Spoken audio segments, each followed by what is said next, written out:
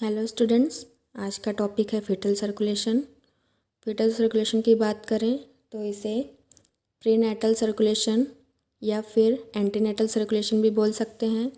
इसमें ब्लड का जो प्योरीफिकेशन होता है वो प्लेसेंटा के थ्रू होता है, क्योंकि फीटस में या फिर जब बेबी मदर के वॉम में रहता है या फिर यूट्रस में रहता है तो उस टाइम पर बेबी का जो लंग होता है वो नॉन फंक्शनल होता है, मीन्स फंक्शन नहीं करता है और प्रीमेच्योर रहता है।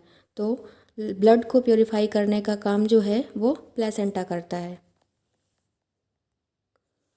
उसके बाद ब्लड का प्योरीफिकेशन होने के बाद अम्बिलिकल वेन के थ्रू प्योरीफाइड ब्लड जो है वो लीवर में कुछ पार्ट जाता है पोर्टल वेन के थ्रू, और क्योंकि यहाँ पर इन्फीरियर वेना केवा भी प्रेजेंट होती है तो अम्बिलिकल वेन और इन्फीरियर वेना केवा के बीच में एक जंक्शन होता है या फिर मेटिंग पॉइंट जिसे बोलते हैं डक्टस वेनोसस, जो कि लिवर को बाईपास कर देती है। तो डक्टस वेनोसस के थ्रू ब्लड और इन्फीरियर वेना केवा के थ्रू होते हुए सुपीरियर वेना केवा और इन्फीरियर वेना के थ्रू ब्लड होते हुए राइट एट्रियम में एंटर करता है। देन वहाँ से राइट एट्रियम से ब्लड का कुछ परसेंट लेफ़्ट एट्रियम में जाता है और राइट एट्रियम से ब्लड का कुछ परसेंट राइट वेंट्रिकल में जाता है।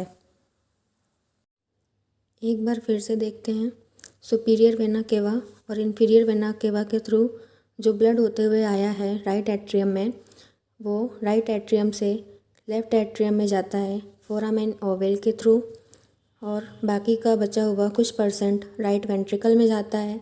देन राइट वेंट्रिकल से पल्मोनरी आर्टरी के थ्रू होते हुए ब्लड जो है लंग्स में जाना चाहिए, लेकिन यहाँ पर नहीं जा पाता है या फिर कुछ परसेंट ही जा पाता है, क्योंकि लंग जो है वो नॉन फंक्शनल है और मैच्योर नहीं है। तो पल्मोनरी आर्टरी का जो बाइफर्केशन पॉइंट है वहाँ पर डक्टस आर्टेरियोसस प्रेजेंट होता है, जो कि पल्मोनरी आर्टरी और डिसेंडिंग एओर्टा को कनेक्ट करती है। उसे कहते हैं डक्टस आर्टेरियोसस। ठीक है। उसके बाद में अगर बात करें लेफ़्ट एट्रियम में आए हुए ब्लड की, तो पहले तो राइट एट्रियम से ब्लड लेफ़्ट एट्रियम में आया हुआ है, उसका कुछ परसेंट जाएगा लेफ़्ट वेंट्रिकल में, लेफ़्ट वेंट्रिकल से होते हुए असेंडिंग एओर्टा के थ्रू, देन डिसेंडिंग एओर्टा के थ्रू होते हुए इलियक आर्टरी तक रन करेगी,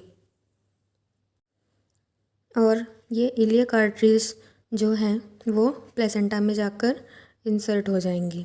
तो इस तरह से दो अम्बिलिकल आर्टरीज होती हैं और एक अम्बिलिकल वेन प्रेजेंट होता है।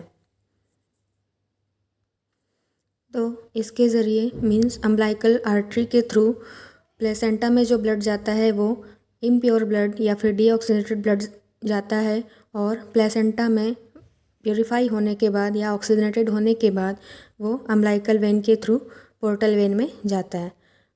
यही साइकिल चलती रहती है।